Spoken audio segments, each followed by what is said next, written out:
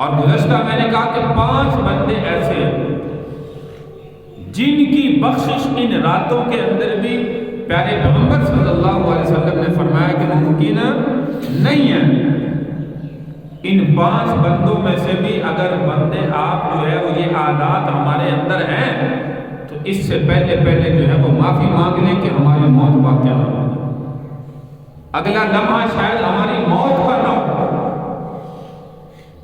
اگر آپ کے دل میں کسی کے لیے بغض ہے، کینہ ہے، حسد ہے، اپنے اللہ سے معافی مانگے کہ یا اللہ آج تک اس بندے کے بارے میں میرے دل میں جو بھی بغض تھا، دشمنی تھی، برائی تھی، آج کے بعد میں توبہ کرتا ہوں، آج کے بعد میں اپنے دل میں کسی کے لیے بغض نہیں رکھوں گا۔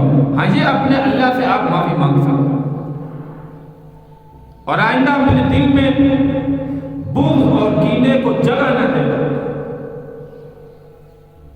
اسی طرح شراب کے عادی ہیں تو شراب کی عادت چھوڑ کر سچے دل سے اپنے اللہ سے معافی مانگنا۔ یاد رکھیے یہ قرآن کا فیصلہ ہے، وَلَا تَعَاوَنُوا عَلَى الْإِثْمِ وَالْعُدْوَانِ۔ ایک ہے بندہ شراب پینے کا عادی، شراب پیتا ہے یا کوئی نشہ کرتا ہے، اور ایک بندہ ایسا ہے جو نشہ نہیں پیتا، گناہ نہیں کرتا، لیکن اس کو اس کے ساتھ اشارہ کرتا ہے، اس کے ساتھ ملا ہوا ہے، معاملت کرتا ہے، مدد کرتا ہے۔ کوئی بندہ پوچھتا ہے کہ فلاں نشہ وہ چیز کہاں سے ملے گی؟ یہ بندہ کہتا ہے فلاں بندے سے تجھے ملے گی اور کہیں سے نہیں ملے گی، فلاں بندے کے پاس جاؤ۔ اب یہ جو راستہ بتا رہا ہے، یاد رکھیے یہ بھی اس کے ساتھ برابر کا شریک ہے۔ اللہ کا قرآن کہتا ہے وَلَا تَعَاوَنُوا عَلَى الْإِثْمِ وَالْعُدْوَانِ، گناہ پر کسی کی معاونت بھی جو ہے وہ نہ کرو۔ وَتَعَاوَنُوا عَلَى الْبِرِّ وَالتَّقْوَى وَلَا تَعَاوَنُوا عَلَى الْإِثْمِ وَالْعُدْوَانِ وَاتَّقُوا اللَّهَ إِنَّ اللَّهَ شَدِيدُ الْعِقَابِ۔ اللہ سے ڈرو، گناہ کے معاملے میں کسی کی معاونت بھی نہ کرو۔ اگر معاونت کرو گے تو یاد رکھو کہ تم بھی اس کے ساتھ برابر کے شریک ہو۔ اب یہ بندہ یہ نہ سمجھے کہ میں کون سا پی رہا ہوں، میں کون سا یہ گناہ کر رہا ہوں، میں کون سا زنا کر رہا ہوں، میں کون سا چوری کر رہا ہوں، میں کون سا ڈکیتی کر رہا ہوں، میں کون سا جو ہے یہ فلاں غلط کام کر رہا ہوں، میں نے تو صرف اس کو بتایا۔ تو یاد رکھیے بتانے والا بھی اس کے ساتھ مکمل جو ہے وہ شریک ہے، اس کے ساتھ بھی وہی حد لگے گی جو اس کے ساتھ لگے گی۔ اللہ کے دربار میں اس کی بھی پکڑ ہوگی۔ اس لیے میرے بھائی کسی بھی گناہ پر، یہ میں نے ایک عام مثال دی ہے، کوئی بھی دنیا میں گناہ ہے، اگر کوئی بندہ معاملت کرتا ہے تو وہ برابر کا اس کے ساتھ جو ہے وہ شریک ہوتا ہے۔ کسی گناہ پر کسی کی معاملت بھی نہ کرو، وَاتَّقُوا اللَّهَ، اللہ سے ڈرو، اس معاملے میں تمہاری پکڑ نہ ہو جائے۔ إِنَّ اللَّهَ شَدِيدُ الْعِقَابِ، بے شک اللہ کی پکڑ بڑی سخت ہے۔ تو اس لیے میرے بھائی اس معاملے میں اللہ سے ڈرنے والے بنیں۔ آپ شراب کی عادی ہیں، شراب چھوڑ کے اللہ سے معافی مانگے۔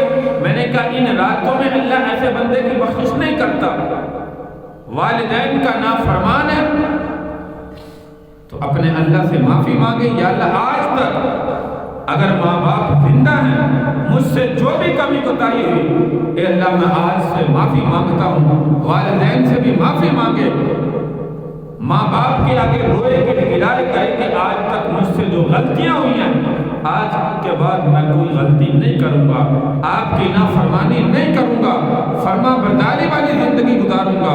تو میرے بھائی اللہ تبارک و تعالیٰ اس بندے کے گزشتہ گناہوں کو معاف فرمانے کا۔ شلوار یا تیمن ٹخنوں سے نیچے لٹکانے والا ہے، وہ اللہ سے معافی مانگے، توبہ کرے۔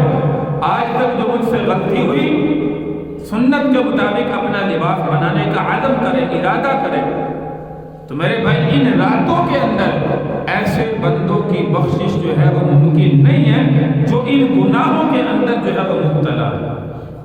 اور پیارے پیغمبر صلی اللہ علیہ وسلم نے فرمایا، حضرت امی عائشہ صدیقہ رضی اللہ تعالیٰ فرماتی ہیں، اللہ کے محبوب صلی اللہ علیہ وسلم نے فرمایا کہ اس رات میں، شب برات میں، فرمایا اللہ تبارک و تعالیٰ قبیلہ بنو کلب، ایک بہت بڑا جانوروں کا قبیلہ، یعنی کہ جانور اس قبیلے کے بہت زیادہ تھے، بھیڑ بکریاں کثیر تعداد کے اندر تھی، ایسا سمجھیے کہ ہزاروں کی تعداد میں تھی۔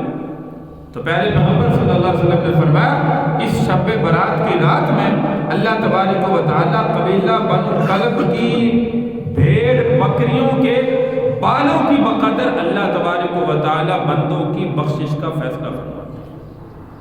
اتنی فضیلت والی رات شب برات جو آنے والی ہے، تو اس لیے میرے بھائی ہم بھی اپنے آپ کوشش کریں کہ ان معافی والے بندوں میں سے جو بخشش والے بندے ہیں، اللہ جن کے لیے بخشش کا فیصلہ فرمائے گا، ہمارا نام بھی ان کے اندر جو ہے وہ شامل ہو جائے۔